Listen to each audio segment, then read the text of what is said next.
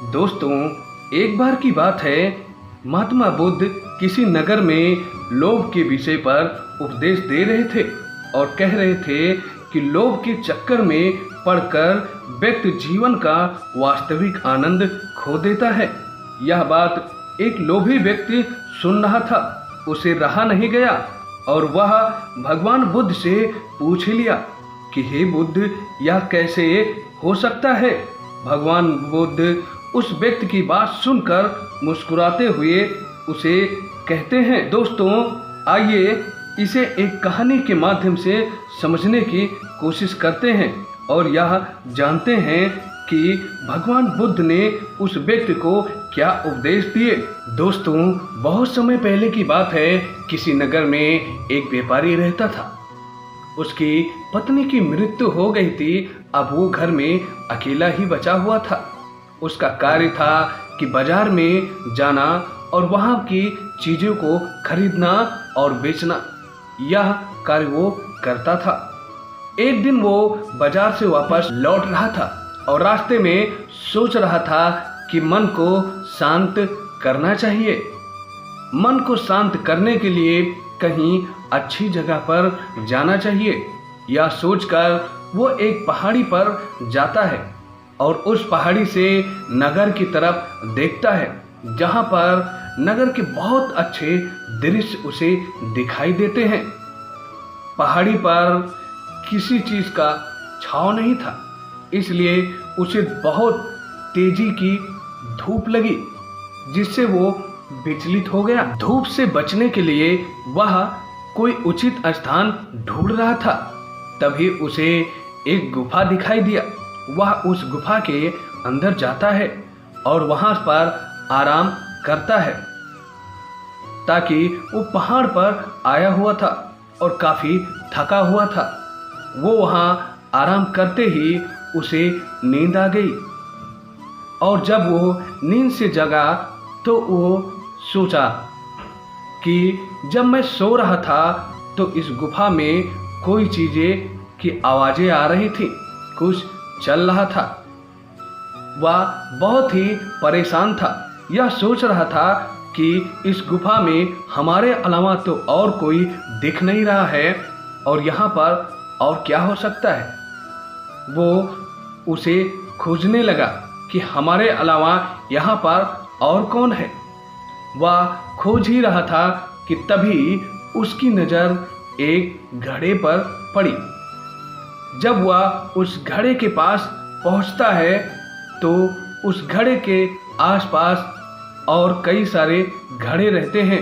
लगभग 7 घड़े रहते हैं, जिसे वो बहुत ही अचंभित हो जाता है और वो उसे खोलकर देखता है, जिसे देखकर वह आश्चर्यचकित रह जाता है, क्योंकि उस घड़े में सोने चांदी के सिक्के भरे होते हैं।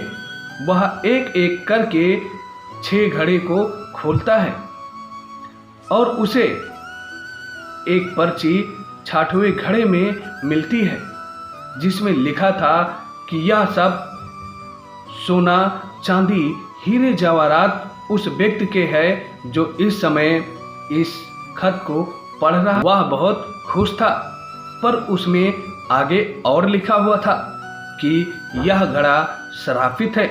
यदि आप इसे ले जाएंगे तो आप परेशान ही रहेंगे।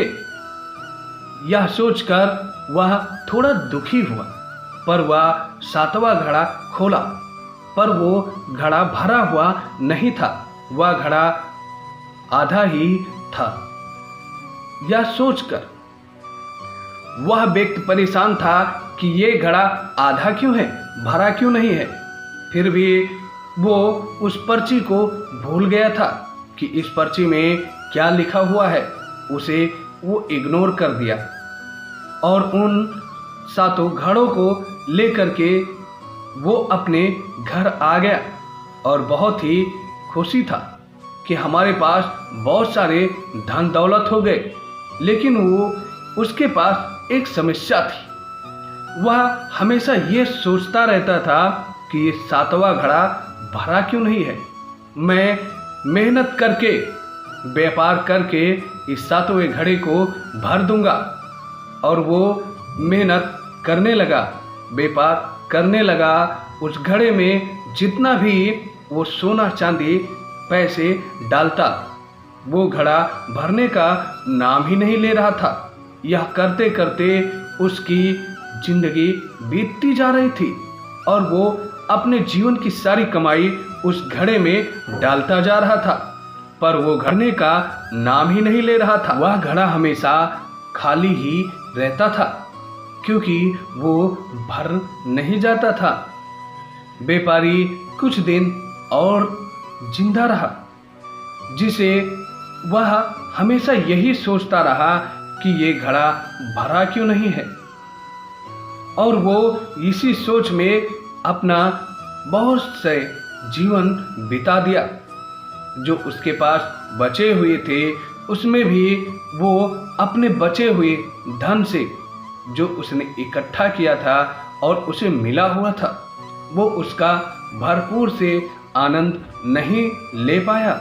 उस व्यापारी ने धन तो कमाया, पैसा उसके पास आए, पर उसका सही से अपने लिए उस धन का आनंद नहीं ले सका अपने जीवन में। दोस्तों, इस कहानी से हमें क्या सीख मिलती है कि हमारे जीवन में कुछ भी है वह पर्याप्त है और हमें उसका अपने जीवन में भरपूर आनंद उठाना चाहिए। नहीं तो लोभ के चक्कर में पड़कर व्यक्ति जीवन का वास्तविक आनंद खो देता है। दोस्तों, इस कहानी से आपको क्या सीख मिली है कमेंट करके ज़रूर बताइएगा। जब तक के लिए जय हिंद, जय भारत।